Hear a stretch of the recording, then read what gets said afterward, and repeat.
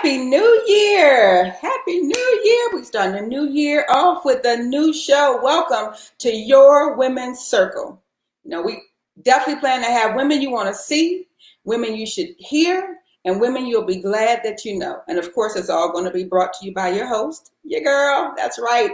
And I absolutely plan to connect all the dots between connecting you all, educating, empowering, and entertaining you. That's how we're going to roll it. It's gonna be hot. The show is gonna be hot. This year is gonna be hot. Hey, you're gonna be hot. That's the way we're gonna roll it, okay? Happy New Year. I know that you guys are making resolutions, and I want to kind of sway you if I can on this and give you a little motivation on this Monday. Yeah, we're gonna bring Monday back, meaning Monday's getting ready to be the day that you're gonna look forward to. So I want to just absolutely start off by saying, you know what? Let's not do the resolution thing. Instead of the resolution thing, let's do a commitment. Can we do that? Instead of resolving, we can commit to. Let's commit to creating and nurturing and maintaining something new in this new year, right? People say, Happy New Year. And guess what? We're responsible for making the new, putting the new in the new year. New means something that has not existed before, something that you've discovered, something you've done for the first time, something that you see or experience, acquire or give. Yeah, that's what I'm leaning towards, to give. Most of us kind of hover around this self-care thing. People want to lose weight. People want to lose their hair. Okay, maybe people don't want to lose their hair. People want to get fit, do things differently in their behavior. But I'm also going to challenge you to kind of venture off into a different part of newness. I'm all in the legacy building these days. And so I want you to all to consider the newness in who you are and what you do, how you show up, why you show up, maybe, and just some continuation of some of the legacy building that I'm hopeful that you're doing. If this newness means doing something different and we're speaking about you and who you are, I want you to be clear that I'm not saying that the old you wasn't the perfect you. What I'm saying is that you all know there's always room to grow. And so who we are could absolutely be different and new in this new year. But of course, you're responsible. And then what you do. Many of us been sheltering for a very long time, not spending time with people. There are a million things that we can do for ourselves and for other people. That creating that new is absolutely going to be something that you want to drive home, right? And then the how and the why we show up, I think, is so very important. There are a million different causes, a million different things. All of us have gifts and talents that we're able to display and to put out there. And I absolutely, especially given the people that we're going to have on the show today, that is absolutely so cool. They are still creating newness, new things to have happen. And so I'm so very excited. Before we get into that, I want you to know that this show was created and is sponsored and brought to you by Your Women's Circle. And Your Women's Circle is an organization designed to inform and connect LGBTQ women, for you guys to share ideas and the resources and to network. The organization is for women from all walks of life. You got professionals and business owners, artists and writers, entrepreneurs, women interested in staying in touch with other women. There's a membership that can happen, and I absolutely encourage you. There are great benefits to being a member. Being a guest on the show is one of those benefits. Also that, I suggest that you become a part of the circle. Everybody want to be in the circle, right? Everybody want to be in the circle. Speaking of circle, our first guest, one of the first women, our very first show, one of the very first women in the circle. I love the way that's said. In the circle. Come in the circle. Is Judy Dlugacz. She is the original founder of Olivia Records and Olivia Vacations. Most of you guys don't know about the Olivia Records, but the Olivia Vacations, everybody knows about the Olivia Cruises. And both of these ventures were created for and by women, and more specifically LGBTQ women. So I want to welcome Judy to the show. Welcome. Hi. How are you to be here and starting the new year off with a congratulations on your new show. Thank you very much. Yeah. And you get to be the first. Yay. I love it. Yes. My first. I get to say, yes, Judy was my first. How about that? You know what? I want to start out because there's no way that we cannot talk about how this pandemic, how COVID has impacted Olivia? And I want not just the changes that Olivia has had to make, but tell me some of the positive things that I'm sure has come out of having to do things differently. Well, I thought I'd seen it all over the last 48 years of Olivia as being part of it. And then the pandemic happened. And, one of the things that happened for us, we had to completely change course, and we had to transfer over 20 trips from 2020 to 2021 and renegotiate and deal with all those issues. But the thing that became clear very quickly was, what is Olivia there for? Who are we? And so the first thing that we did was we decided to do this series, a concert series and a speaking series called At Home with Olivia. And we brought all of our artists and all of our entertainers and musicians and comedians onto a Facebook stream that we did for free for anyone who wanted to come. And it was to bring the community back together again, and to also do the groups like our Sisters at Sea group and our solos groups, all bring that back onto so that we could all network, on social media. And it made a tremendous difference. People could chat and connect. And so what we do as community just kept growing by doing it that way. And so that's a big thing that we did, because all of our hearts are breaking. And for women in particular, we need to have that connection, to, not be isolated from each other, but to keep the community. And so that was so important to what we were doing. Absolutely. Yeah, definitely sound like lots of, so some positivity came out of it, in that you guys were able to create a different venue to be able to connect. Right.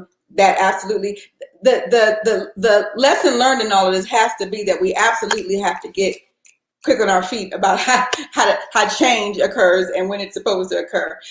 There's also been, aside from the pandemic, of course, we'd be remiss not to bring up the fact that this racial stuff that's happening. Has Olivia planned, how do you guys plan to show up in your commitment to diversity in your company policies or promotions and personnel? How has some of that affected Olivia?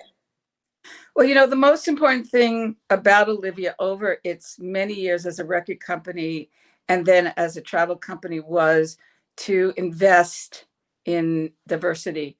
And that investment has been all about bringing women in from all different walks of life, all different ages, all different race, ethnicity, background, classes, everybody. We wanted everyone to be able to be together in one place. And so we have been committed for a very long time to creating that kind of diversity, and solos and couples as well. And we have 80-year-olds and 20-year-olds on the trips. We have people from all over the world. We have a really strong cross section now of women of color, and just everybody is there. So the whole point of Olivia has been that, and we have, in the last 10 years, I would say, have had a tremendous amount of success in making that happen.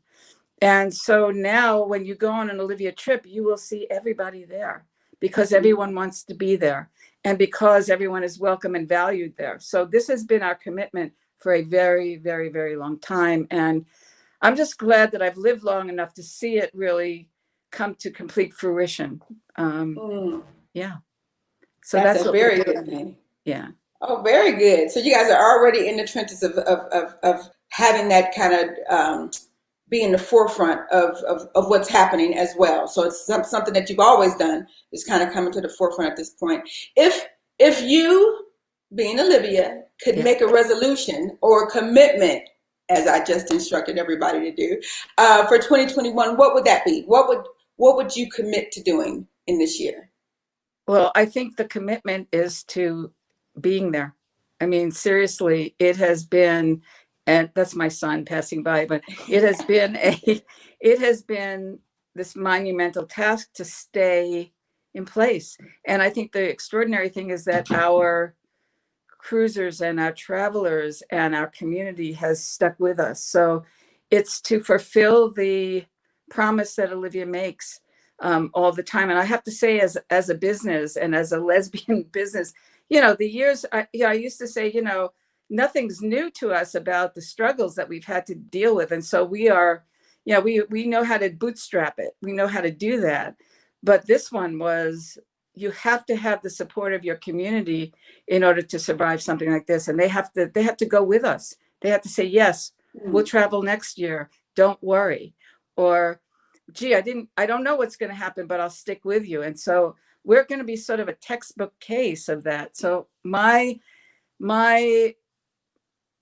purpose is to still be here, and we will be here. And that's the resolution. Besides, we're very lucky in the sense that nothing has changed about our internal soul. The soul of Olivia has, transcended this pandemic and has proven itself.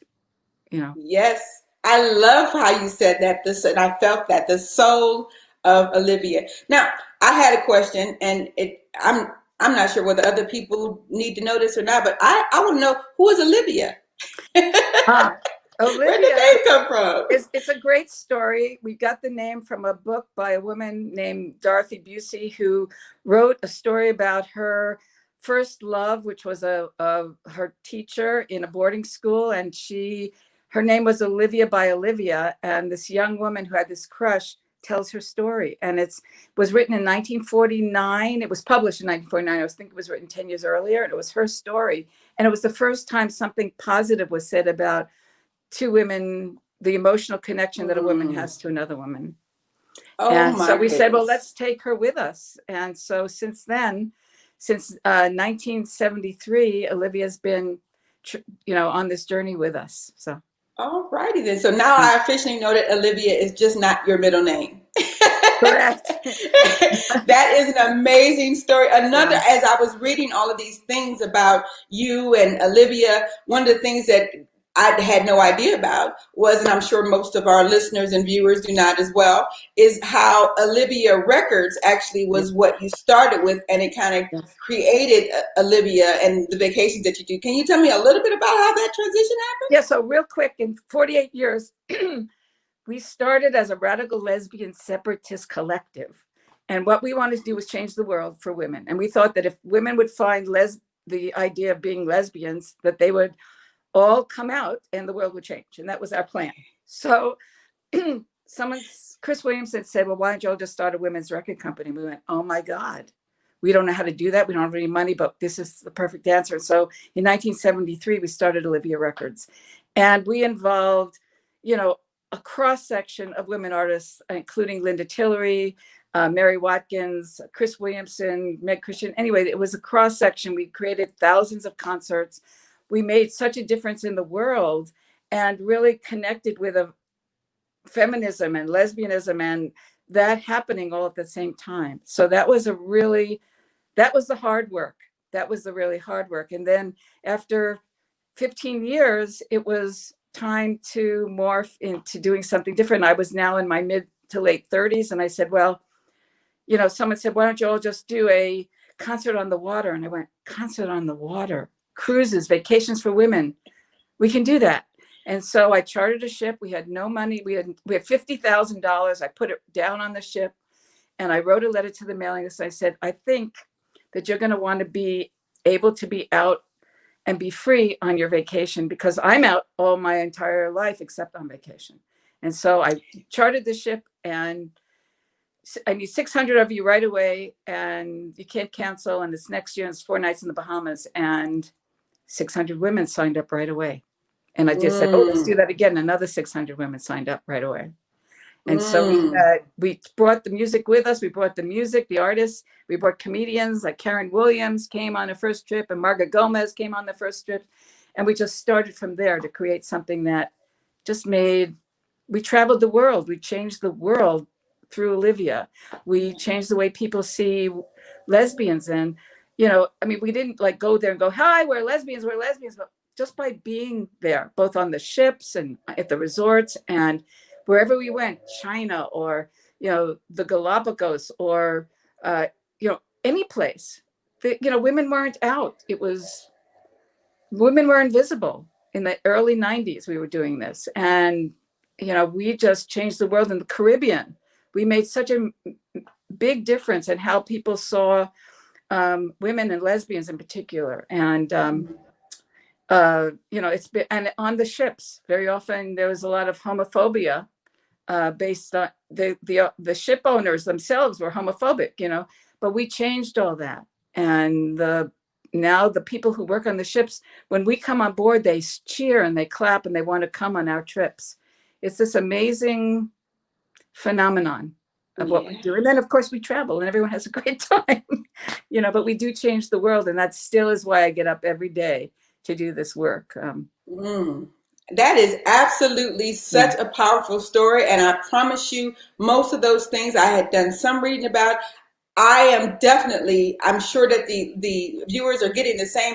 I just absolutely feel so now connected. Like there's a connection now between it's not just a vacation. You talked about the soul. You talked about changing the world. You talked about people being open and being able to be free and that type of thing. And that just absolutely makes Olivia look a whole lot more attractive. And so I definitely appreciate you sharing, showing up today and giving us this information, but also you being in this world and having somebody just kind of sound like somebody just dropped a sentence and then Judy grows from there. I thank you very much. Oh, it has absolutely been a pleasure for me. I mean, I love that you were my first. You know, let me just say, even though Olivia's known and been around forever, I have to say, go to olivia.com, you guys. If you haven't been on a trip or don't know anything about it, I just encourage you because anybody who goes has the best time. So, and has this incredible, hopefully soulful experience. Okay. Anyway, Angie, it's great. Thank you. Thank you very much. Thank you for being my first. I truly appreciate that. Yes. I told you all. I told you we were coming with it. I told you it was going to be hot. All that information, I didn't know most of it. Did you guys know some of that? I did not know most of what was behind Olivia, from the name to the mission and how this pandemic has changed things. Those are the types of things that we want to bring for the show. I want you guys to not just plan the show up every Monday, but absolutely plan to promote, talk about it, gossip. Yeah, right. We would love to be, we start at 9:00 on the West Coast, so we can be a part of your breakfast, or you can be in Central Time, we can be a part of your snack, or on the East Coast, we can be a part of your lunch, right? Just think, you can have Angie Harvey at breakfast, at snack, and lunch, right? Your women's circle. That's right. But I absolutely want you guys to plan a show. We're going to be here every Monday. We're going to be doing these types of things, bringing you the people that you want to see and the things that you want to hear and knowledge that you want to know. We're absolutely going to be bringing that to you. And speaking of bringing knowledge, we have my second amazing guest on the first show, Alexis DeVeaux. Alexis DeVeaux is a Black queer feminist writer. I don't even know that I even need to say anything more than that. Black queer feminist writer. That kind of like, woo, gives you something there. Welcome, Alexis. How are you? Good morning, dear. How are you? I'm doing so excited to be invited to participate in this premiere event. This is amazing, and I'm honored to be part of it. Thank you so much, Angie. Thank you very much. Alexis is the author of Warrior Poet, a biography of the Audre Lorde. I added the myself. And that is the first biography of the pioneer lesbian poet, Warrior Poet. And so I have, of course, I had to be told, Angie, this is not for your own personal interest. You have to ask, because I had a whole bunch of stuff to say. But the first thing I wanted to kind of allude to is, what do you think, given that you know now so much about Audre, what would you think Audre Lorde would say about the state of the world today, specifically about U.S. race relations? What do you think, in knowing what you know about her, she would say about these times? I think she would be outraged. I'm going to do my best to answer that and also not speak for her, but I think she would be outraged. And this would probably be a time when she would have to really speak to the fact that the racial pandemic, such as it is, has not really changed for us as Black people. I mean, there's a particular awareness, if you will, currently in this country, coming from people who see themselves as woke. But the racial pandemic has been part of US history since the first Africans were brought here. So I think she would have that long view that this is not something new that we are undergoing. What we are undergoing, however, is the most insidious version of this kind of violence against Black people. So I think that Lorde and others of us would be able to connect 1619 to 2019, for example, and be able to say, yeah, some particular things happened in 2019, but in many ways they are the outgrowth of 1619. And we have to have that long view. We have to understand how long it's been. And not only do we have to understand that, but for those of us who feel like they're woke now, they need to get it. They need to get that this has been going on for now over 400 years. Absolutely. Thank you. Thank you. I mean, I didn't think about the fact that I was asking you to speak for her, but I absolutely know that in you writing this biography, very, very in-depth information about who she was as a person versus who she was as a writer and who she was as a poet and who she was as a parent. Is there anything in your research in doing this biography that stuck out for you, or that something that surprised you or would surprise us that you found out about Audre Lorde?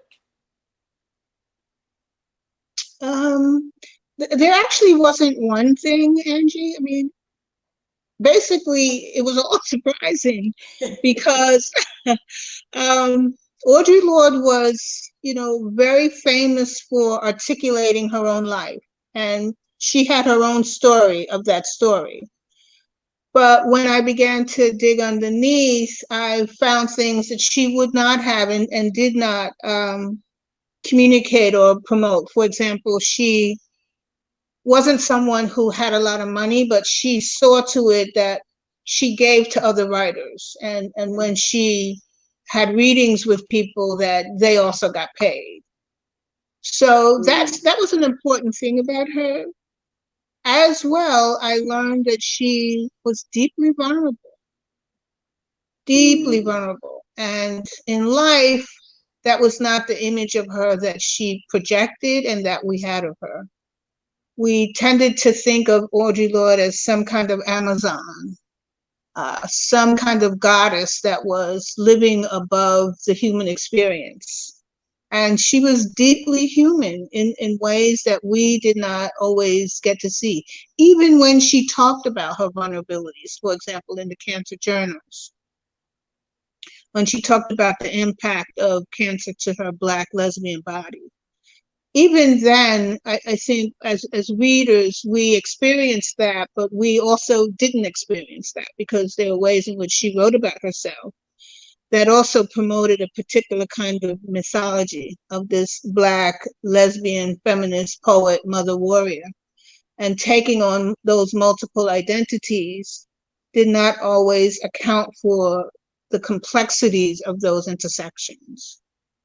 So I found her whole life absolutely stunning and revelatory. And to think about a Black woman, just to think about a Black woman, to have the time to think about what it meant to be Black and feminist and lesbian during the time that she was coming to the fore, if you will, particularly in the 70s and to some extent in the 80s, when she had to make her way through what we were understanding was feminism, and what we were understanding as a public lesbian identity, and what we were understanding as a Black female artist coming up in the Black Arts Movement, for example, or during the time of the Black Arts Movement.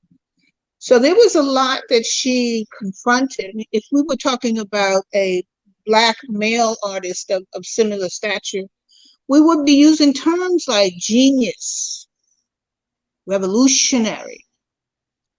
And I think we have to check ourselves and, really think about, when we speak of Audre Lorde, why we're not using that kind of terminology. Exactly. I love when you said the word Amazon, and that's the way that's the way we saw her, that she was a strong, almighty, all powerful. So definitely for you to speak to the fact that she had vulnerabilities that ran deep, that most of us didn't get the opportunity to see. Even when we saw it, we didn't Right. see it in those spaces and places. And that's definitely how we have learned as Black women to carry ourselves. What Right. impact do you think still continues? Because I know many people know of Audre Lorde, but she had an impact on this community that she often doesn't get credit for. What thing or things do you think we still hold, values we still hold, things, thoughts that we still hold that came from this amazing woman? Is there anything that you can think of that I'm sure there's probably many things, but is there anything that you can share with us in space and places that we're kind of living out some of what she thought about, wrote about, and projected? Absolutely. So even when you introduced me, you talked about Black, queer, feminist writer. I mean, just being able to multiply our identities in that way, that comes out of Audre Lorde. Before Audre Lorde, there wasn't a Black woman lesbian writer who was able to do what we call intersectional realities, who was able to articulate, I have multiple identities, and they're not added together, they multiply each other. So that's something that most of us are living out, and yet we don't recognize that Audre Lorde is the source, or we don't articulate that Audre Lorde is the source of what we call this intersectional understanding of who we are. Absolutely. And within Audre Lorde's understanding of that, she also, to contextualize that, was also living in community with other Black lesbians who understood that as well, and who were articulating that as well. Women who were working with the Combahee River Collective, Barbara Smith and a number of others, who also understood that Black women suffered multiple oppressions. So that's where that idea of intersectionality comes from. It comes out of this understanding that we have lived through and struggled with and resist multiple oppressions. And that is the intersectionality that we can talk about today. So I would say that that's one of the main Lordisms, if you will, that we are still living through. I think the other, or another, not the other, but another would be Lorde's understanding of the impact of poetry, of the power of poetry.